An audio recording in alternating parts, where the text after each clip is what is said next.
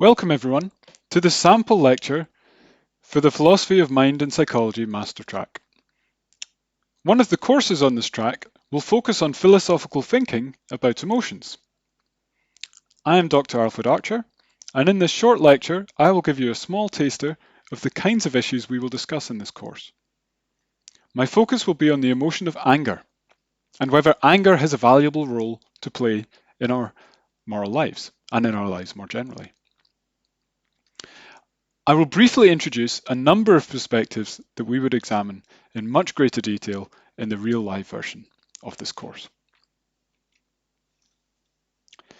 There is too much anger in politics today. At least, this is a message heard from many political commentators on different ends of the political spectrum. Here, for example, is Alireza Naragi, a left-wing political commentator, claiming that the roots of the Donald Trump presidency can be found in the politics of anger. While Francis Menton, a right-wing blogger, criticizes the American progressive left for being driven by barely controllable anger, if not outright fury. We even see journalists looking to anger management experts to tell us how to keep our anger out of politics, and political scientists describing anger, together with fear, as forming the emotional basis for populist politics. The underlying message in all of these examples is that politics would be improved if we could avoid getting angry. More generally, many people believe that our lives would be improved if we could learn to stop being angry. My goal in this lecture will be to investigate whether there is good reason to accept this claim. The idea that anger is something to be avoided has a number of prominent supporters. The Stoic philosopher Seneca, for example, claimed that anger is a short madness. Anger involves the judgment that you have been wronged by someone else and involves a desire for revenge against that person. It is, according to Seneca, devoid of self-control, regardless of decorum, forgetful of friendship, deaf to reason and advice, excited by trifling causes, awkward at perceiving what is true and just, and very like a falling rock which breaks itself to pieces upon the very thing which it crushes. According to Seneca, then, anger is a response to being wronged that makes people insensitive to reason. We should, according to Seneca, seek to train ourselves not to respond with anger in order to remain rational and intelligent people, and also to protect our own well-being. Building on Seneca's work, the contemporary American philosopher Martha Nussbaum argues that anger is either irrational or immoral. It is irrational as it involves the thought that the suffering of another person will make up for my suffering. So when I've been wronged by another person, it involves this thought that if I can only make the person who's wronged me suffer, then this will somehow compensate for my own suffering. Alternatively, it is immoral, as it involves a desire to downgrade someone's status. The idea here is that anger involves the thought that someone has slighted you, and the desire to downgrade that person's status to the level that you are now at. According to Nussbaum, virtuous people would not focus their attention on status, so like Seneca, Nussbaum argues that we should seek to avoid anger as much as possible. Christian thinkers are also keen to warn against the dangers of anger. The early Christian theologian John Cassian counseled that we ought never be angry at all, whether for good or bad reasons, for anger threatens to darken the main light of our heart with shadows. Inspired by the Christian tradition, the contemporary philosopher Glenn Pettigrove offers a defense of the virtue of meekness and criticizes anger for leading to irrationality. We can see then that there are two common critiques of anger. First, anger is claimed to be immoral, and we should seek to avoid it for moral reasons.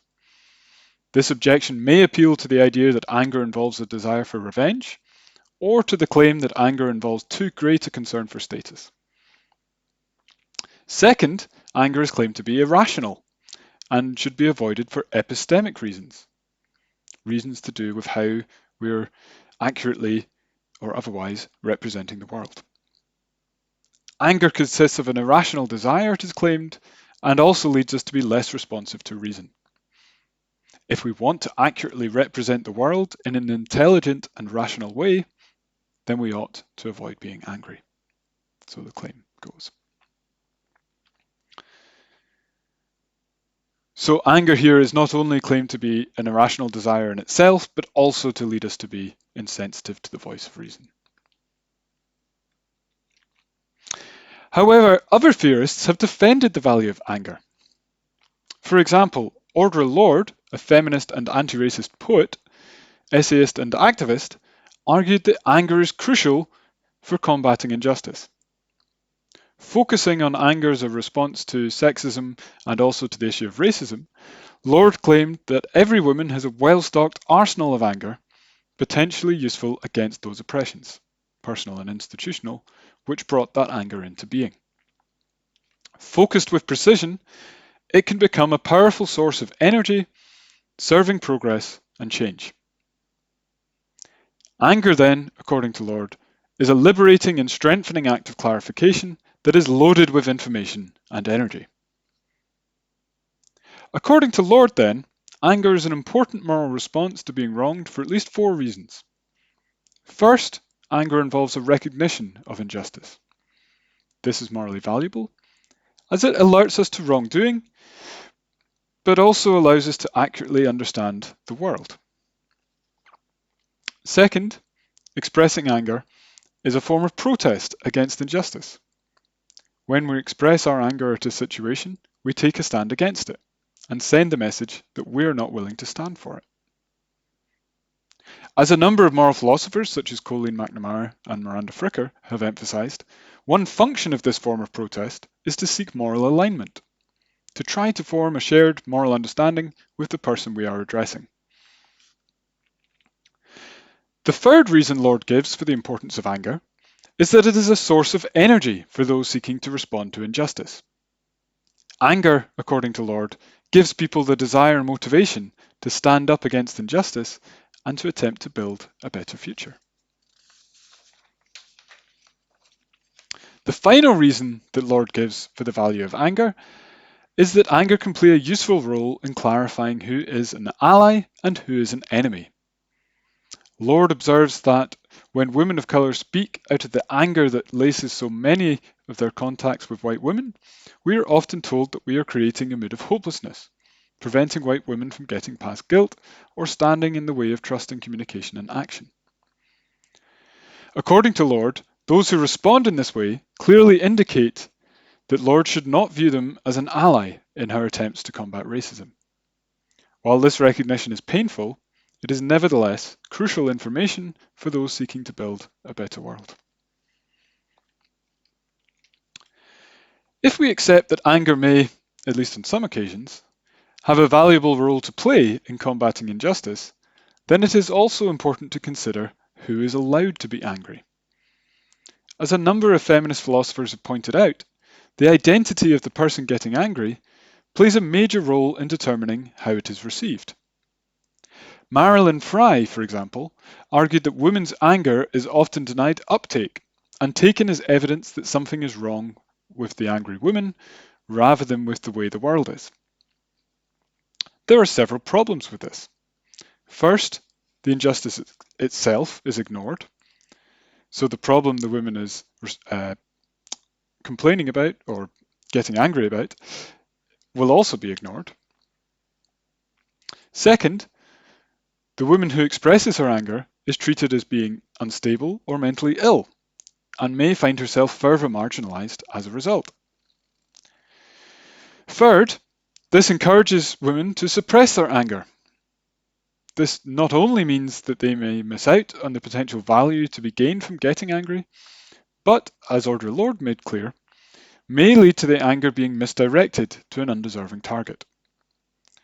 The suppression of anger is also associated with a range of negative health outcomes, including increased levels of stress. So there's good reason to be worried about the effects of this suppression of anger. According to Fry, then, the denial of women's anger has an important role to play in preventing women from combating sexism. In this short lecture, I've considered various perspectives about the value of anger. We looked first at the reasons why the likes of Seneca, Nussbaum, Cassian, and Pettigrove think that anger is not only immoral, but also irrational. We then looked at Audre Lorde's arguments in favour of anger, and her reasons for thinking that it is an important response to injustice, particularly to systematic forms of injustice like racism and sexism. Finally, we looked at the question of who is allowed to be angry, and how the denial of women's anger may serve to frustrate attempts to respond to sexism. I've only been briefly able to consider these arguments here. In this course, we would examine all of these arguments in much greater detail and critically evaluate each of them.